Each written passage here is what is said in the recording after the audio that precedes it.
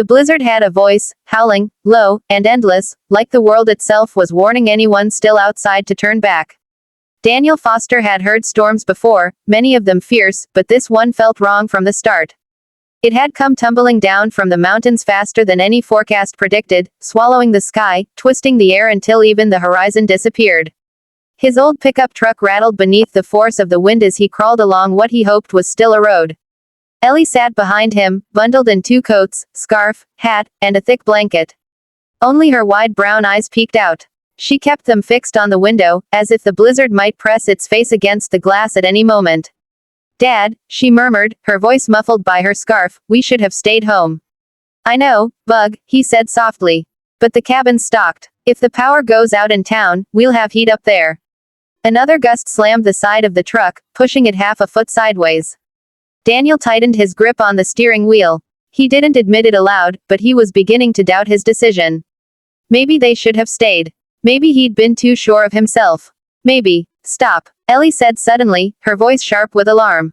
Daniel's heart jolted. "What? What do you see? There. Look, there's someone there." His headlights flickered, struggling to cut through the blur. At first he saw nothing but swirling white. Then a figure materialized, slowly, the way shapes appear in a dream, an elderly woman, bent forward, clutching something to her chest. Snow clung to her scarf and hair, weighing her down. She took a step, staggered, corrected herself, and kept moving with stubborn determination that looked almost painful. Daniel pulled the truck to the shoulder, if any shoulder still existed, and slammed it into park. "Stay here," he told Ellie. The cold punched him the moment he opened the door. Ice crystals needled into his skin, stinging his eyelashes. He leaned into the wind, boots sinking into snow up to his shins. He fought for balance with each step. "Ma'am," he shouted. "Ma'am, can you hear me?" The woman turned her head slightly. A layer of frost coated her cheeks. Her lips were purple, her breath shallow. She tightened her hold on the small bundle in her arms, and that's when Daniel realized it wasn't a blanket, it was a tiny dog, shivering violently. "Come with me," he yelled again, reaching out. The woman opened her mouth, but the storm swallowed her words. Before he could touch her, a second figure emerged from the blizzard behind her, much taller, moving with purpose and strength. The stranger wore a heavy-duty Navy SEAL jacket, patches faded, hair pulled into a tight, low knot. Snow clung to her face, but unlike the old woman, she walked with steady precision. "I've got her," the woman said, loud and clear despite the storm. Daniel blinked through the snowflakes lashing his eyes. "You all right? You need help?" "I'm fine." The new arrival stepped beside the elderly woman and braced her gently. "She's not. We need to get her into your truck." "Yeah," Daniel said quickly. "Let's go." Together they half carried the trembling woman toward the pickup. The dog lifted its tiny head just enough to whimper. When Daniel opened the door, Ellie scooted aside without hesitation. "Get her in, Dad," Ellie said, already lifting the blanket to help. The old woman settled into the back seat with effort, the dog tucked safely in her lap. She leaned her head back, breathing shallowly but more steadily now that the cold wasn't clawing at her. Ellie touched her hand gently. "You're safe," she whispered. Daniel climbed back into the driver's seat, shivering. The Navy SEAL woman slid into the passenger seat, slamming the door shut behind her. Snow slid from her jacket in sheets. "Thank you," Daniel said, flicking the heater to max. "I'm Daniel. This is my daughter, Ellie." "Harper Wells," she said. "Lieutenant. Retired." Ellie peered from the back. "Are you a real Navy SEAL?" Harper nodded, though her eyes stayed focused on the white void outside the windshield. "Was. Still trying to figure out what I am now." The heater whined, struggling. Daniel rubbed his hands together. "What were you doing out there?" he asked. "I was heading back from a winter survival course with a few veterans," she said. "We split before the storm hit. I saw her walking alone. Couldn't leave her." The old woman stirred weakly.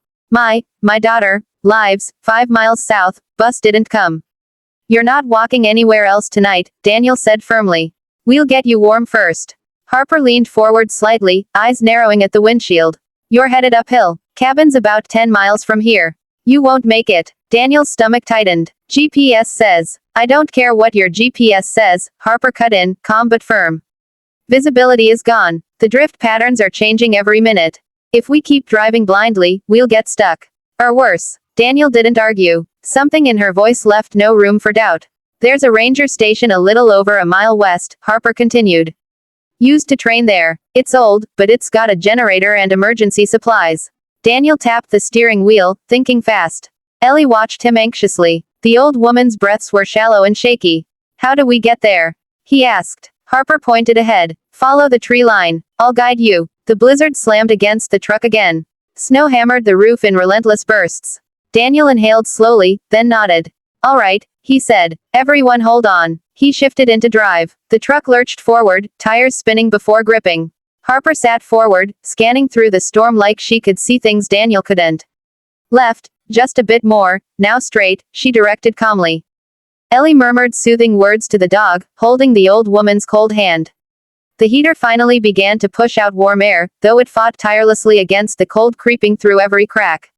Just keep moving, Harper said. The worst of the gusts will hit in intervals. We need to reach the station between them. Another 10 minutes passed, slow, grueling, the world outside nothing but violent white. Then Harper tensed. There, she said. Ease up. Daniel squinted. Slowly, the outline of a small, wooden building took shape, weather-beaten, half buried in snow, but standing strong. Relief poured into him so fast he almost laughed. But then Harper's arm shot out, stopping him from moving forward. Wait, what? He asked, startled. Her eyes were locked on the snow near the station, tracking something Daniel hadn't seen. Then Daniel noticed it too. A set of massive prints, deep and fresh, looping around the building. Not human prints. Harper inhaled slowly. Wolves, she said. Big ones. Recently here. Daniel's pulse hammered. The storm screamed around them, but inside the truck, everything went still. The prints circled the ranger station like a warning carved straight into the snow. Daniel felt his throat tighten.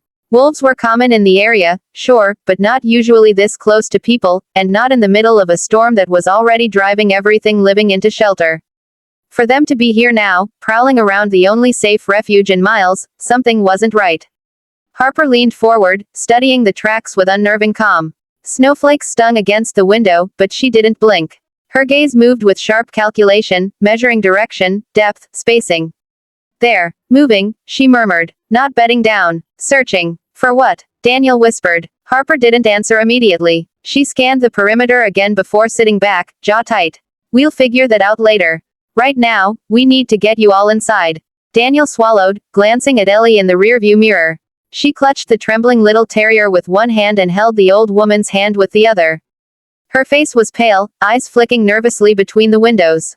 Are we safe? Ellie asked quietly. Yes, Harper said with absolute firmness. But we have to move fast. The old ranger station stood maybe 20 yards away. In a normal storm, that would have been nothing. In this one, it was a gauntlet. The wind raged so violently that it swirled the world into shapeless white fury. Daniel could barely see the building now, even though it had been clear a minute earlier. Harper took command instantly. Daniel, grab the old woman. I'll carry the dog. Ellie, you stay between us at all times, no matter what you hear. Understand. Ellie nodded, though her small hands shook. Harper met Daniel's eyes. The wolves are close. I don't know how close. But storms like this make animals desperate. Don't run. Don't fall. Don't stop. Daniel opened his door. The storm punched into him like a living thing. The cold felt sharper now, as if the wind had teeth. Harper rounded the truck fast, opened the back door, and gently scooped the tiny dog from the old woman's arms. The little terrier whimpered, burying its head against her jacket. The old woman reached for it weakly, but Daniel placed her frail arm over his shoulders. I've got you, he said. Lean on me. Thank you, she whispered through chattering teeth. Ellie climbed out after them, pressing against Daniel's other side. Harper slammed the truck door shut with her elbow, adjusted her hold on the dog, and gestured forward. Go. They moved as one, slow, careful steps into the blinding wall of white. The ranger station blurred in and out of sight as the snow whipped between them and their destination. The wind shoved them sideways. Daniel tightened his grip on the old woman, his boots sinking deep into drifts, each step a fight to stay upright. Huddle close. Harper shouted over the storm. 2 more gusts and we should be right at the door. Daniel bent forward, shielding Ellie and the old woman as best he could. The dog whimpered again, and Harper murmured something soothing under her breath that the wind stole instantly. Then, just on the edge of hearing, Daniel caught a sound that froze his blood more than the cold ever could.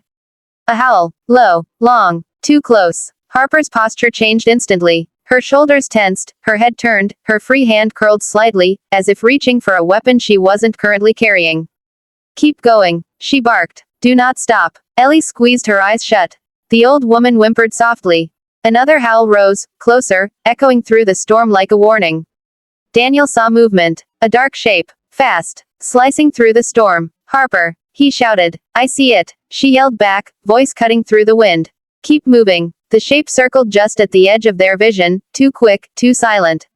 Another joined it. Then a third. Harper stepped slightly to the side, positioning herself between the approaching movement and the others. Don't break formation, she yelled. We're almost there. Daniel forced his legs to move. Every instinct screamed to run, but Harper's earlier warning echoed through him. Don't run. Don't fall. Don't stop. He pushed forward with the old woman clinging to him, Ellie pressed tightly to his side. The ranger station appeared again through a break in the snow, its wooden door only steps away. Now, that's it, Harper shouted. Daniel, straight ahead. Get them behind the door. A deep growl rumbled behind them, vibrating through the frozen air. Ellie gasped. Daniel's heart hammered. Go, Harper barked. Daniel lunged through the last few feet of snow and slammed his shoulder into the door. It gave way with a groan. He dragged Ellie and the old woman inside. Warmth, real warmth, hit them as the air from the generator-heated interior wrapped around them. Harper, Daniel shouted, turning. She was still outside, standing in the blizzard, body angled, eyes locked on the movement circling her. The dog trembled in her arms, whining. Inside, Daniel yelled. Now, Harper backed toward the door but didn't turn her back on the wolves. Another shadow streaked across the snow. Harper let out a short, sharp shout, not of fear, but challenge. Then she spun, dove inside, and Daniel slammed the door behind her. A heavy thud struck the outside an instant later, something had lunged right as she cleared the threshold. The old woman sobbed. Ellie clung to Daniel's waist. The dog buried itself deeper into Harper's jacket. Silence settled inside the station, thick, heavy, broken only by the wind screaming outside. Daniel locked the door, double-checked the latch, then turned to Harper. You okay? He asked, breath still shaking. Harper set the dog down gently, exhaling slowly. For a moment, her tough exterior cracked, just a flicker, but she steadied herself again. I've had worse, she said. But they're not going far in this weather. Daniel swallowed hard. Why were they circling the building? Why were they waiting? Harper didn't answer. She looked at the dog. At the old woman. At Ellie. At Daniel. Then she said quietly, they weren't waiting for us. Daniel frowned. Then who? Harper moved to the window, wiping a patch of fogged glass with her sleeve. The storm raged outside, swallowing everything. But she stared into it with an expression Daniel couldn't read, part focus, part fear, part something else. Finally, she exhaled. They were guarding something, she said. Or someone. The wind howled. Ellie whispered, someone. Like who? Harper didn't turn from the window. I think, she said slowly, we're not the only ones who took shelter in this storm. And somewhere out in the snow, another howl rose, lower this time, closer, almost human.